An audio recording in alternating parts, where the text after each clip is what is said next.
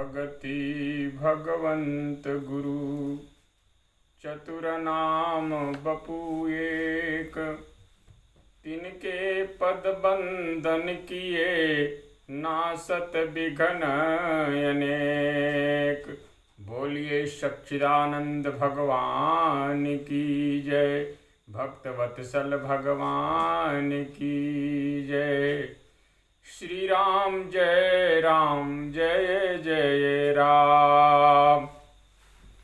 श्री राम जय जय राम।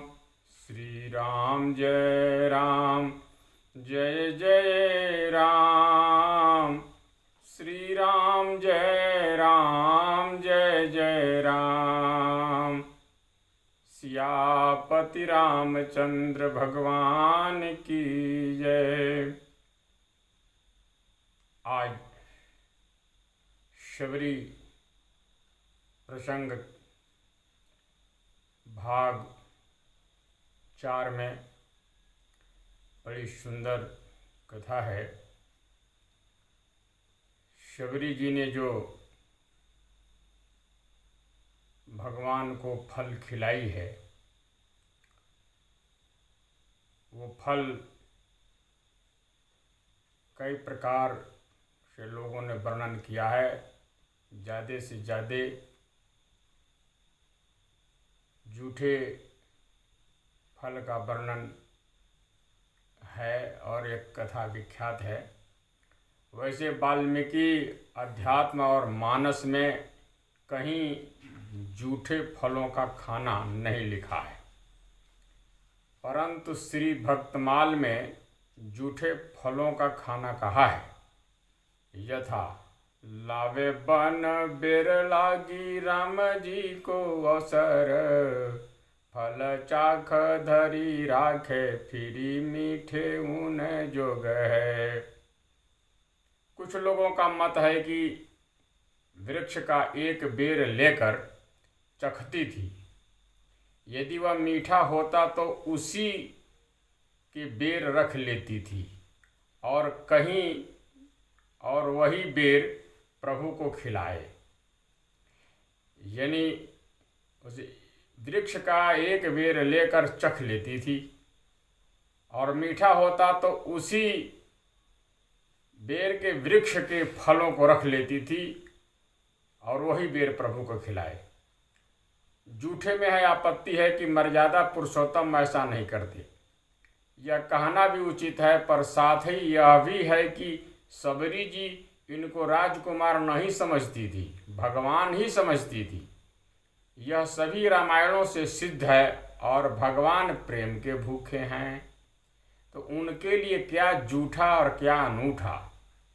प्रेम ही इस बात को समझ सकता है, दूसरा व्यक्ति नहीं। दूसरे इसका उत्तर क्या है कि जिस हाथ से बेर खाया उसी जूठे हाथ से फिर तोड़े, तब से तो ये फल भगवान के योग्य रहे। क्या वे जूठे नहीं तो अनूठे कहलाएंगे? क्या सबरी बार बार वन में हाथ धोने के लिए जल लिए रहती थी?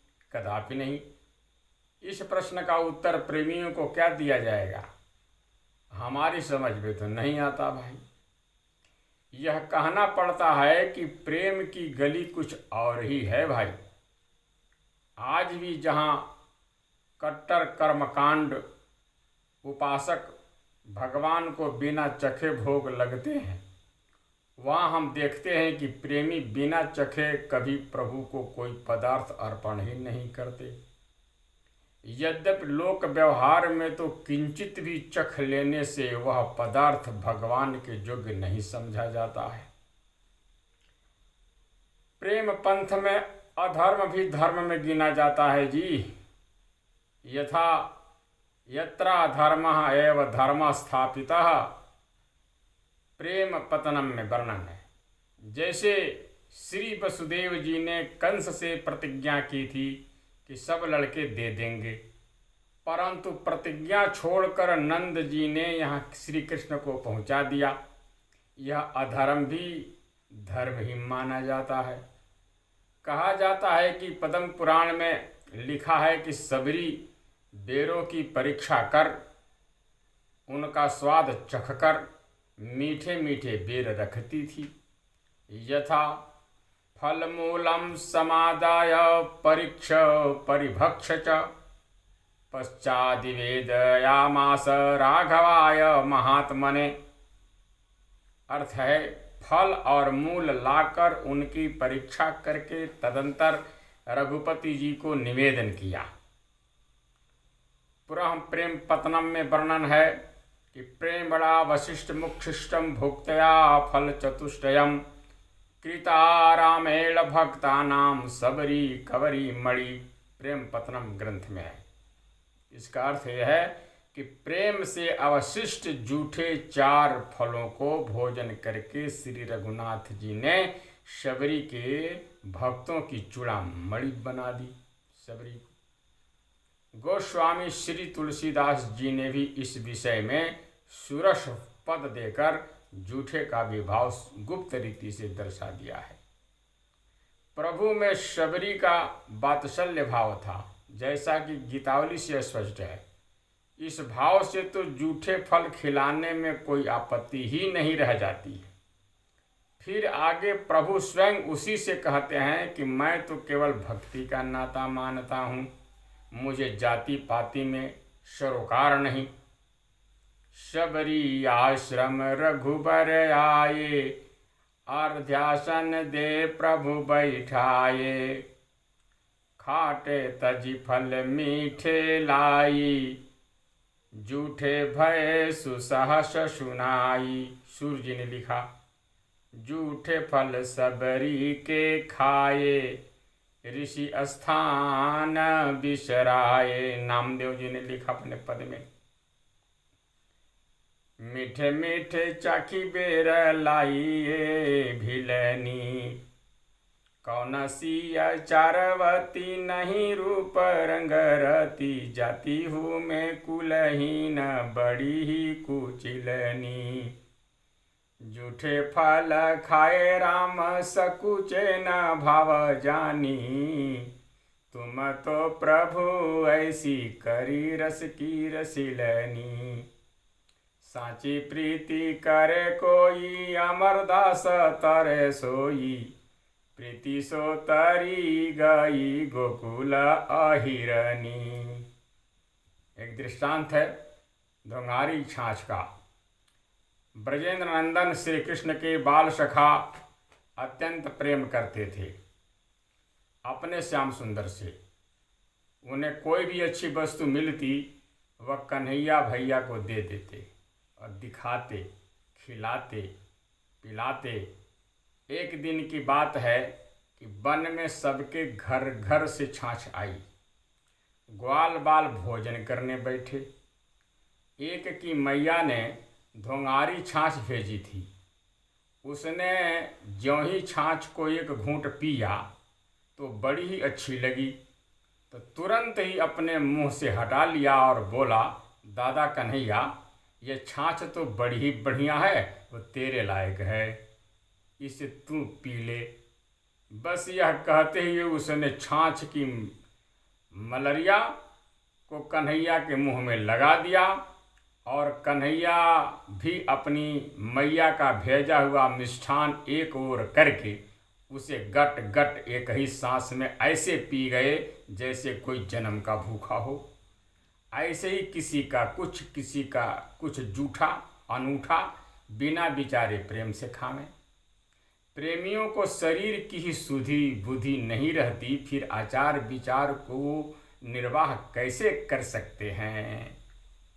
जाहि लगन लगी घन श्याम की, जाहि लगन लगी घन श्याम की, धरत धरत कहूँ पग परत है कितहूँ भूल, भूल जाए सुधि अवर धाम की, जाहि लगन लगी घन श्याम की। छबीर निहारी नहीं रहत सार कछु धरी, पलनी दीने जाम की, जित मुँह उठती ते ही धावे, सुरती न छाया धाम की। स्तुति निंदा करो भले ही ये मिलत जिये कुल ग्राम की। नारायण बौरी भई डोले रही रही नहीं कहूँ काम की। जाहि लगन लगी घन श्याम की। पुनः देखिए, जड़ चैतन्य कछु नहीं सूझत, विधि निषेध सब रहे धरे। नर हरिदास ते भय बावरे, सो को प्रेम प्रवाह परे। सो को प्रेम प्रवाह परे, नर हरिदास ते भय बावरे। एक दृष्टांत श्याम सखी का ध्यान से सुनो आप। कुसुम सरोवर पर एक बड़े ही सिद्ध महात्मा रहते थे। इनके शिष्य थे श्री श्याम सखी जी। एक बार श्री गुरुदेव जी ने कहा कि श्री ठाकुर जी के सामने चौका लगा जाओ। वे बड़े ही अनुराग पूर्वक चौका लगा रहे थे। उसी समय श्री ठाकुर जी खूब बने ठने छम छम करते हुए उनके सामने से निकले। ये दर्शन करके स्तब्ध से रह गए। शरीर की सुधि बुद्धि भूल गए। अपना गोबर से सना हाथ गाल पर धरे हुए सुबह से बैठे शाम तक उसी भावावेश में मगन रहे। कुछ देर बाद श्री गुरु जी ने समझा कि चौका लग गया होगा। इनको बुलाए, परंतु ये बोले ही नहीं। तब आकर देखे तो इनकी यह दशा। जब शाम को इनकी कुछ सुधि भई तो पूछने पर सब वृत्तांत बताए। यही श्री श्याम सखी जी एक बार संतों की जमात लिए ब्रज के एक गांव में पहुंचे। ग्वारिया घर पर नहीं था। ग्वालिनी को भी खेत पर जाना था। अतः वह संतों के लिए भोजन की सब सामग्री देकर चली गई। रसोई बनी, पंगत बैठ गई थी, पारस हो रहा था। तब तक वह आ गई। देखा कि बुरा तो अभी धरा ही है। यद्यपि संत अपनी आवश्यकता अनुसार भर ले चुके थे, परंतु उसे इतने में संतोष नहीं हुआ। पूछा, बाबा बुरा क्यों नहीं लिए? संतों ने कहा, मैया हम सब ले चुके हैं, यह तो बचा हुआ है, ले जाओ घर। लेकिन वह तो सब संतों के लिए ही दी थी। मारे प्रेम के बश वह जूता पहने ही स्वयं बुरा परोसने लगी। प्रेम से उसे इस बात का ध्यान नहीं रहा। यह देखकर सब संत आपस में कानाफूसी करने लगे, भोजन छोड़कर उठने का विचार करने लगे। तब श्री श्याम सखी जी ने समझाया कि यह इस समय प्रेम में विभोर है। बिना प्रेम के भला अपनी वस्तु को इस प्रकार लुटाता है। आप लोग आचार विचार न देखकर इसके प्रेम को देखें। तब सबने प्रसाद पाया। ये जो है प्रेम का प्रतीक है भोजन कराने का। इसमें आचार विचार नहीं रह जाता। इसीलिए झूठ का इसमें कोई भेदहीन नहीं है।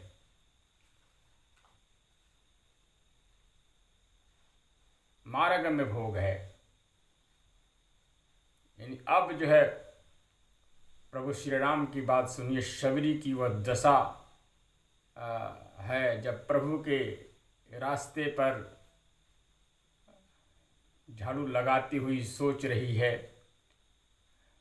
वह दशा जब से वह सुनी है कि भगवान श्री राम चित्रकूट में छाए हैं, आए हुए हैं, वहाँ वास किए हुए हैं और अपने भाई के साथ में हैं, इसी दिशा में आने वाले हैं, तो ऐसे समझ करके वो सवेरे उठ जाती है और दूर दूर तक जो है रास्ते को, उस मार्ग को झाड़ती रहती है। पुनी दौड़ करके छिन छिन उमग उमग करके पंथ रास्ता को निहारती है कि कहीं इधर से तो नहीं आ रहे हैं, कहीं उधर से तो नहीं आ रहे हैं। कबों सुनते ही मगन मन हो करके भजन गाने लगती है, सीताराम जी का गुणगान करने लगती है। कब वो दोनों आंख मूंद करके बैठ जाती है, प्रभु का ध्यान लगा के बैठ जाती है। कब वो अनेक विचार करती है और कभी कभी हरास हो जाती है। कब वो हंसती है, कब वो आनंदित हो जाती है, क्योंकि दर्शन की आस लगाए बैठी है। कभी विचार करती है कि मेरे सामने प्रभु आएंगे तो मैं कैसे उनके सामने जाऊंगी। अगर आई हैं तो कहीं मेरे शरीर को ऐसा निकृष्ट शरीर देख करके और कहीं परस नहीं करेंगे, चले जाएं। कभी सोचती है कि रघुवीर तो परम दयालु है, प्रभु जरूर आएंगे। इस प्रकार से प्रभु के गुणगान करने लगती है कि वो तो बड़े प्रणतपाल हैं, शरणागत हैं, वो सत्य हैं, गुरु जी ने कहा है तो वो जरूर आएंगे। गुरु जी के वचन सत्य है और राम प्रभु भी सत्य हैं।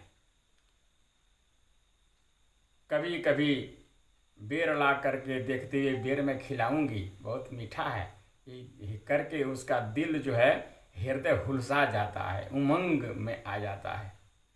कभी चाखती है उस उमंग में आकर के मीठे फल को, मीठा है कि नहीं है। जो मीठा है उसको सुखा करके रख देती है कि यही दूंगी। कहीं कहीं लिखा है कि वो जो है बड़े प्रेम से रखती है, ये वो खराब न हो। कबों निहोरा करके देख करके और भगवान से प्रणाम करती है कि हे प्रभु, हमको बिसराइयो नहीं, आपके धाम में आना चाहती हूँ, बिसराइयो नहीं। इस प्रकार से धरती पर प्रणाम करने लगती है। सबरी की यह दशा है। किसी ने लिखा है, जब ते सुनि सबरी की रघुबर चित्रकूट ही छाए हैं, तह बास करी सानंद पुनि जुत बंधु ही दिसियाए हैं। तब ते सदा उठी प्रात ही बहु दूर लो मग झारही, पुनि धाय छिन छिन जाय उर उमगाय पंथ निहारही। कबहू सुनीर तत मगन मन सिया राम गुण गन गाई के, कबहू दुहू दृग मोदी बैठत श्याम ध्यान लगाई के। कबहू अनेक विचारी करी करी होत होत हराश है, कबहू अनेक विचार करी करी ही होत हरास है। कबहू मुदित मन हसत सबरी लगी दर्शन आस है। कबहू विचारत राम मेरे भवन की विधि आई हैं, ओ आई हैं तो भिड़ निगुनि मोहीन पर परसाई हैं। कबहू कहत मन माहियो रघुबीर परम दयालु हैं, लख दीन दई हैं दरस मौका सत्य जन प्रणपाल हैं। कबहू विपिन बिच आई दीनत बेरही हुलसाई के, तिन चाखी मीठे जानी रघुबर हेत धरत सुखाई के। कबहू निहोरी मुनि न भासत नाथ नहीं बिसराइयो, तब धाम आवहि राम सो मोहि दूर ते दरसाइयो। दृग पामे निज भोग है, नेत्रों का अपना निजी भोग भगवत स्वरूप दर्शन है, न कि सांसारिक प्राकृतिक मायाविक मिथ्या रूप दर्शन। यथा अक्षरवत् फलम मिदम परम विदामः, भागवत में वर्णन है। यह परम फल, यह बड़ाई, नख सिक रुचिर बिंदु माधव छवि, निरखहि नयन अघाई। होई हैं सुफल आजु मम लोचन, देखि बदन पंकज भव मोचन। निज परम प्रीतम देखि लोचन, सुफल करि सुख पाई हो। निज प्रभु बदन निहारी निहारी, लोचन सुफल करो उर्गारी। प्रभु ये इत्यादि वर्णन है, क्योंकि श्याम की श्यामता में ही नयन नयन बने हैं। श्याम की श्यामता ही से तो नयन नयन बने हैं जी। कोटि भानु ज्यों उगब तऊ तब उजियारन होई, तनक श्याम की श्यामता ज्यों दृग परी न होई। श्याम की श्यामता से ही आंख बना हुआ है, इसीलिए आंखों में श्यामता है। शबरी को प्रभु दर्शन की प्रतीक्षा करते सहस्त्र वर्ष बीत गए। अब प्रश्न कोई करते हैं कि शबरी को बेर अबेर क्यों? समाधान यह है कि प्रतीक्षा का अद्भुत सुख देखने के लिए प्रियतम मिलन की प्रतीक्षा में भी अलौकिक सुख होता है। रसिक महानुभावों का तो कहना ही क्या, दर्शन से भी अधिक सुख दर्शन की प्रतीक्षा में होता है। पुनः विरह हवा में जब प्रेम परिपक्व हो जाता है, तब संजोग सुख अस्थाई बन करके रहता है। इसलिए ये प्रभु को प्रिय है। भक्ति समानी भाव में और भक्तन में भगवान, श्री बिहारी दास साची कहे, श्री भागवत परमान। नारायण मैं सच कहूँ भुज उठाई के आज, जो जी बने गरीब तो मिले गरीब नवाज। भगवान औचक आ जाते हैं। औचक कहने का भाव है कि सबरी इस आशा में थी कि प्रभु पहले ऋषियों के यहाँ आवेंगे, अतः यह बार बार ऋषि आश्रमों की ओर ही निहारती रहती थी।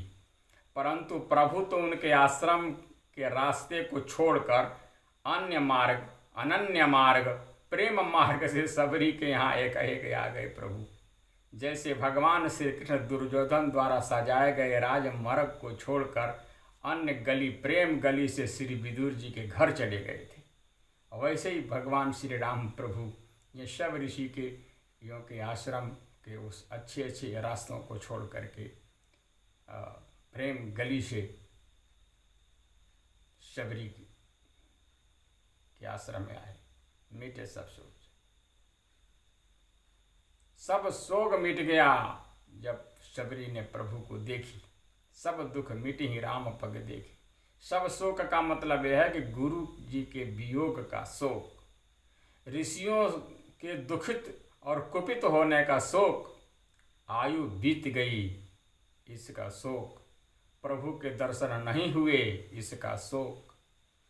इस तरह कई प्रकार के शोक हैं, तो सबको शोके कहा है।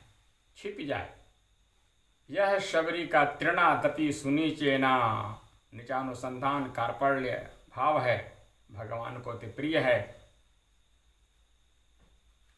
भगवान को देखते छिप गई। इसका एक कारण तो स्पष्ट है कि न्यूनता विचारिक है। तुम प्रिय पाहुन्य बन पग उधारे, सेवा जोगन भाग हमारे। दूसरे ऋषियों की ओर भी अधिक दुख होगा कि इसने एक तो मतंग जी की चेली बनकर उनका स्थान दखल कर लिया और दूसरे सरोवर का जल बिगाड़ा और भगवान पर भी भुरकी डाल दिया, भगवान को भी बस में कर लिया। ये करके जो है छिप जाती है कि लोग हमको ऐसा कहेंगे। ये भाव है शबरी के अंदर में। इधर प्रभु की क्या दशा है? जो दशा भक्त की है वही दशा प्रभु की है। प्रभु इधर पथिकन से पूछते हैं कि शबरी का घर किधर है भाई, शबरी के यहाँ जाना है, शबरी मैया के यहाँ जाना है, हमारी शबरी मैया कहाँ है? पथिकन से पूछत सप्रेम प्रभु पेखी पेखी, शबरी मैया हमारी प्यारी बसे के ही ठौर है। कौनवा को ग्राम यहाँ कौनवा को नाम को है, कौनवा को धाम जासो काम एक मोर है। कौन घरी यह जामे नैननी निहारी हो मैं, खयो फल सुधा स्वाद सरिसय धीरे है। रघुराज जय छीन बिलोकिना बिलोचन शोभित पलक सम कलप करोर है। रसिक रसिकावली में यह भाव वर्णन किया है। जितना उतंक देखने की सबरी जी को है, वैसे ही भाव भगवान को भी है सबरी को देखने की। पूछी पूछी आए तहाँ सबरी स्थान जहाँ, कहाँ वह भगवती देखो दृग प्यासे हैं।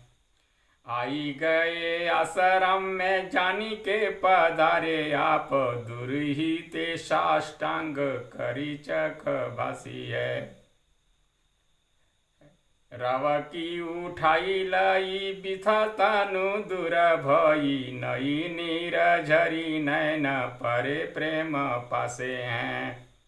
बैठे सुख पाई फल खाई कैसराहे वेई, कहो कहा कहा मेरे मग दुख नासे हैं। भगवान श्री राम वनवासी लोगों से और ऋषियों से पूछते पूछते वहाँ आ गए जहाँ सबरी जी का स्थान था। वह सबरी को न देखकर भगवान कहने लगे कि भाग्यशालिनी हरि भक्ता कहाँ है। आज इतना ही। इसके आगे की कथा अगले भाग में होगा, 5वें भाग में। बोलिए सच्चिदानंद भगवान की जय।